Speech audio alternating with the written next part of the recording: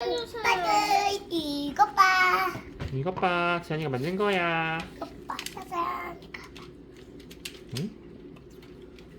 아빠 이거 좀 빼주세요. 줘봐. 이것만 하면 아, 완성돼. 이게 풀어졌네. 됐다. 생일 축하. 됐어. 됐어. 한다. 응, 사랑. 됐네. 와. 벌써 완성됐어? 네. 그거 하나만 하나 때문에 지안이가 못한 거예요. 그거 하나 껴서. 춘달기 그거. 먹어. 아, 또 그 먹고 하나는 싶어? 지성이가 안 뺐는데 돼. 또 하나가 응, 아빠비야. 아이스크림 2개, 3개 먹으면 안 되지, 지안아. 안 돼. 하나밖에 못 먹었어요. 아니, 한 개만 먹는 거지, 원래 아이스크림. 맞아요. 근데 지안이는 2개 먹으려고 했지. 그래서 이것만 먹고 끝. 때때로 식으려면은 좀 기다려야 되니까 기다렸다가 만들자.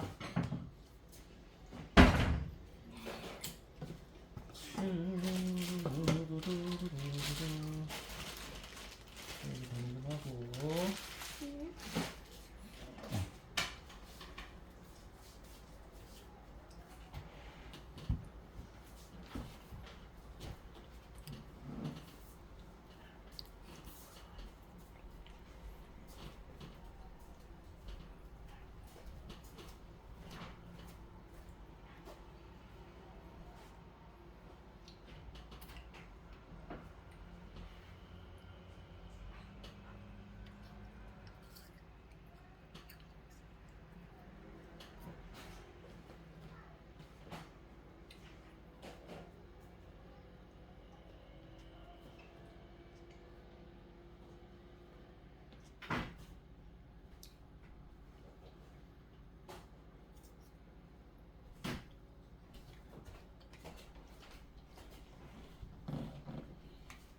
아빠 쉬운 걸로 해주세요. 쉬운 걸로 문제 내보라고?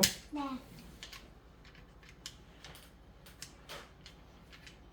자, 쉬운 거 2칸 맞춰보세요. 어? 두 줄을 만들었어요. 두 줄짜리 문제입니다.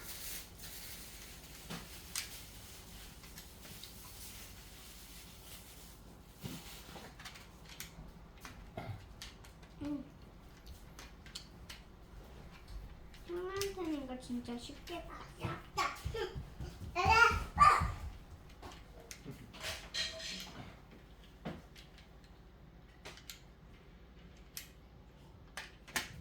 성공했어? 우와, 진짜 잘하는데. 지성아, 아빠 논문 발표하는 거 연습할 테니까 지성이가 봐줄래? 뭘요? 논문 발표하는 거. 뭘? 지성이 앉아봐. 아빠 잘하는지 봐봐.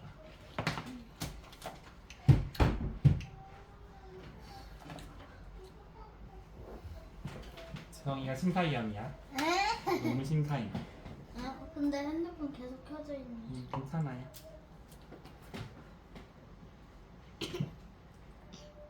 안녕하십니까. 수학 영재교육 전공 석사과정 유익수입니다. 저의 졸업 논문 주제는 인공지능을 활용한 중등 수학 영재 수업 프로그램 개발과 효과 분석, 머신러닝을 중심으로입니다. 목차는 다음과 같습니다. 연구의 필요성 및 목적을 말씀드리겠습니다. 4차 산업시대 수학 영재에게 필요한 것은 저는 인공지능 역량의 함양이 필요하다고 생각을 했습니다.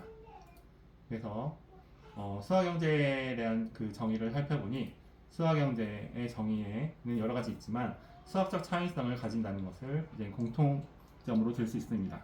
그래서 수학 영재가 가지고 있는 수학적 창의성의 고유 특성을 개발하면서 동시에 인공지능 역량을 함양시키는 것이 수학 영재가 미래 사회의 인재가 되는 데 있어서 매우 효과적일 것이라고 생각을 했습니다. 인공지능 역량은 컴퓨터를 활용하여 문제를 해결하는 컴퓨팅 사고 역량을 통해 발휘되므로 컴퓨팅 사고 역량을 키우는 것이 인공지능 역량을 키우는 것이라고 할 수 있습니다. 우리는 컴퓨팅 사고 역량을 키우기 위해서 코딩 수업, 블록 코딩 수업, 최근에는 인공지능 교육을 시작하고 있는데 코딩과 블록 코딩 수업에는 인공지능 이 아예 배제되어 있거나 인공지능 교육에서는 단순히 인공지능을 적용만 하는 수업에 그치고 있습니다. 이러한 과정은 그 인공지능에 대한 태도를 오히려 부정적으로 만든다는 선행 연구가 있었습니다. 그러므로 수학 영재가 미래 사회의 인재가 될 수 있도록 수학 영재의 수학적 창의성과 컴퓨팅 사고력을 동시에 향상시키는 것과 동시에 수학 영재의 인공지능에 대한 태도가 긍정적으로 변할 수 있도록 하는 수업 프로그램을 개발해야 하는 것이 본 연구의 목적입니다. 연구의 목적을 달성하기 위한 연구 문제로 첫째, 머신러닝 중심의 인공지능을 활용한 중등 수학 영재 수업 프로그램을 개발한다. 둘째, 머신러닝 중심의 인공지능을 활용한 중등 수학 영재 수업에서 학습자의 수학적 창의성과 컴퓨팅 사고는 어떠한가? 셋째, 머신러닝 중심의 인공지능을 활용한 중등 수학 영재 수업이 학습자의 인공지능에 대한 태도에 미치는 영향은 어떠한가입니다. 연구 문제와 관련된 선행 연구로 수학적 창의성의 요소에 대해서 알아봤고, 그 다음 컴퓨팅 사고와 인공지능 교육에 대한 정의, 그리고 인공지능을 활용한 수업 프로그램들을 살펴보았습니다. 그리고 인공지능을 활용한 수학 교육의 방향, 그리고 제가 이제 수업 모형으로 쓸 PBL 모형에 대해서 선행 연구를 했습니다. 연구 방법입니다. 먼저 첫 번째 문제를 해결하기 위해서 프로그램 개발에 대한 절차를 계획을 했고, 그 절차에 따라서 이제는 프로그램을 개발을 하였고, 프로그램 적용은 2023학년도 우리 학교에 이제는 수학과학 영재교육원에 재학 중인 중학교 1학년 1명과 중학교 3학년 2명, 총 3명의 학생들 대상으로 프로그램을 적용하여 자료 수집을 하였습니다. 자료 분석은 수학적 창의성을 분석하기 위한 구성 요소로서 이대현 2012 논문을 참고하여 이렇게 정리를 하였고, 이 정리된 내용을 기반으로 해서 분석의 틀을 이제는 만들었습니다. 제가 사용한 분석의 틀에서는 원래 동기, 흥미, 지적 호기심이 따로따로 구성 요소가 되어 있으나 지적 호기심 이들을 이제 구분하기 어려워 지적 호기심으로 통일하여 분석을 하였습니다. 그리고 본 연구에서는 분석 결과에 태도적 구성 요소들은 나타나지 않아 삭제하고 분석의 틀로 만들었습니다. 다음 컴퓨팅 사고의 구성 요소의 분석의 틀은 자료 수집부터 해서 디버깅까지 이제는 분석을 했고, 사실 알고리즘과 코딩이라는 구성 요소도 기존에 포함되어 있지만 제가 사용한 엔트리의 인공지능 모델에는 그 코딩과 알고리즘이 내부에 지정되어 있고, 그에 대한 학생들의 접근이 어려워 알고리즘과 코딩에 대한 학생에 대한 분석 결과는 나오지 않았습니다. 그래서 이 둘로 배제하여 분석의 틀로 구성하였습니다. 그리고 인공지능에 대한 태도는 크게 긍정과 부정으로 나뉘는데, 영역은 의사소통 영역, 사회적 영역, 그리고 상호작용, 특성, 효능감 이 5가지 영역으로 나누어서 분석을 하였습니다. 다음은 본 연구의 결과입니다. 첫 번째 연구의 결과로 저는 엔트리의 이미지 분류의 인공지능 모델을 선정하여 수학적 주제로서 화학형의 분류, 텍사네스의 분류로 주제를 선정하였고, 이에 대한 필요한 그 선수학습 내용을 찾은 후에 수업을 설계를 했습니다. 설계 내용은 다음과 같습니다. 필요한 수업 자료와 수업 지도안들은 부록 3부터 제가 실어놨습니다. 다음 두 번째 결과로 수학적 창의성과 컴퓨팅 사고에 대해서, 수학적 창의성은 아까 말씀드린 것처럼 지식과 경험, 확산적 사고, 직관, 메타인지, 지적 호기심, 가치인식 요소는 나타났지만 과제 집착력, 모험심, 자신감, 동의심은 나타나지 않았습니다. 그리고 컴퓨팅 사고에 대한 각 요소가 결과로 나왔습니다. 사례를 보면 수학적 창의성의 지식과 경험의 부분에서 프로젝트 계획 단계에서 사학형에 대한 지식이 프로젝트 수준과 범위에 주는 영향 내용이 있습니다. 그 내용의 발췌문 하나를 가져왔습니다. 발췌문 사수 2, 여기서 사수 2는 사학형의 분류, 그리고 수학적 창의성의 두 번째 발췌문이라는 뜻입니다. 보면은 첫 번째 줄에 S1 학생이 교집합이 있는 것들을 어떻게 할지 모르겠어요. 직사각형은 평행사변형에도 속하잖아요. 이렇게 직사각형과 평행사변형의 포함 관계에 있는 도형에 대해서 저는 이야기를 합니다. S1은 그 머신러닝 분류하는 이미지 분류하는 실습을 통해서 머신러닝의 이제 분류 결과가 여러 가지 클래스가 있으면 그 클래스 중 하나의 클래스로 선별 결과가 나오는 것을 이제 이해하고 있습니다. 그런데 이제 직사각형을 만약에 클래스에 학습시키는데 직사각형에도 학습시키고 평행사변 클래스에도 학습을 시킨다면 직사각형 판별 시에 문제가 생긴다는 것을 얘는 기존 지식과 경험을 통해서 이제는 문제 상황으로 이제 인식하고 있는 상황입니다. 이 문제를 해결하기 위해서 이제 9번째 줄에 S1이 그냥 포함되어도 이제 해보려고요 이렇게 얘기를 하는데 이 내용은 직사각형의 이제 이미지를 직사각형 클래스에도 학습시키고 평행사변형에도 학습시키는 이런 포함식의 학습을 이제는 안 돼요 지금 하고 있는 그 해결 방안을 제시하는 것을 알 수 있습니다. 이것처럼 어떤 그 지식과 경험에 대한 그 내용이 있으면 그 내용을 이제 제가 제목을 짓고 거기에 대한 발췌문들을 여러 개 있고 그 발췌문마다 분석한 결과를 저는 그 결과로 이제 제시를 했습니다. 그래서 지식과 경험에서는 1, 2, 3, 4에 대한 내용의 그 내용별 안에 발췌문들이 있어서 이제는 방금처럼 분석을 했고요. 확산적 사고에서는 이런 내용, 직관, 메타인지, 지적 호기심에서는 각각 이런 내용들이 있었습니다. 같이 인식 그리고 컴퓨팅 사고도 마찬가지로 내용이 있으면 이렇게 분석을 이제 진행을 했습니다. 다음 세 번째 결과입니다. 머신러닝 중심의 인공지능을 활용한 중등 수학 영재 수업이 인공지능에 대한 태도에 미치는 영향 결과로 먼저 수업 전 수업 후의 설문 결과 S1과 S2는 부정적으로 변하는 것 같고 다 모두 긍정적으로 변하는 것을 확인할 수 있었습니다. 그리고 S3은 긍정적인 변화와 부정적인 변화가 이제 모두 나타났는데 부정적으로 변화된 것에 대한 이유가 AI에 대한 부정적인 영화 시청을 이제 이유로 이야기를 하였습니다.